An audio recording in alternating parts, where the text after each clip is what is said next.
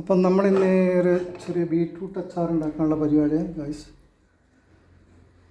Beetroot അച്ചാറിന് വേണ്ട സാധനങ്ങൾ: ബീറ്റ്റൂട്ട് ചെറുങ്ങനെ മുറിക്കുക, അതിന് വേണ്ട ചേരുവകൾ,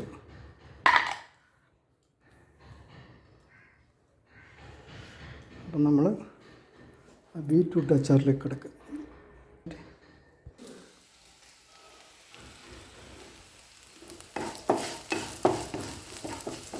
അപ്പം ഗൈസ് നമ്മളിട്ടത് ഉലുവ, ആ ടേസ്റ്റ് നമ്മളെല്ലാം അക്കായിട്ടുള്ള വരും. അപ്പോൾ അത് കുറച്ച്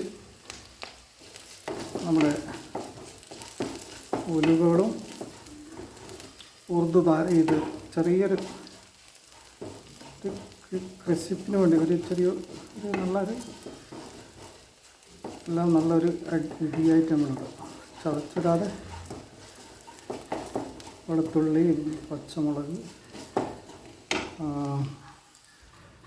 കറിവേപ്പില, പിന്നെ ഇഞ്ചി,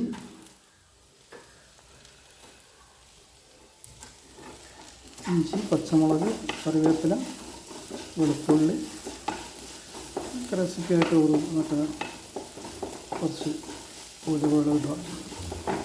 ഈ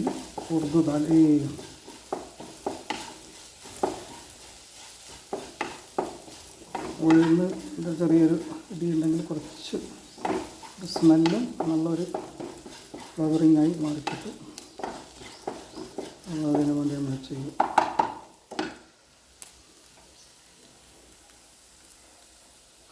പിന്നെ ഉലുവപ്പൊടി ഉണ്ടാവും, പിന്നെ കുറച്ച് സോമ്പ്, ജീരകത്തിൻ്റെ ചെറിയ കുറച്ച് പൊടികൾ. അതിനകത്ത് നമ്മൾ അച്ചാർ സ്പെഷ്യലായിട്ട് തന്നെ ഉണ്ടാക്കണം.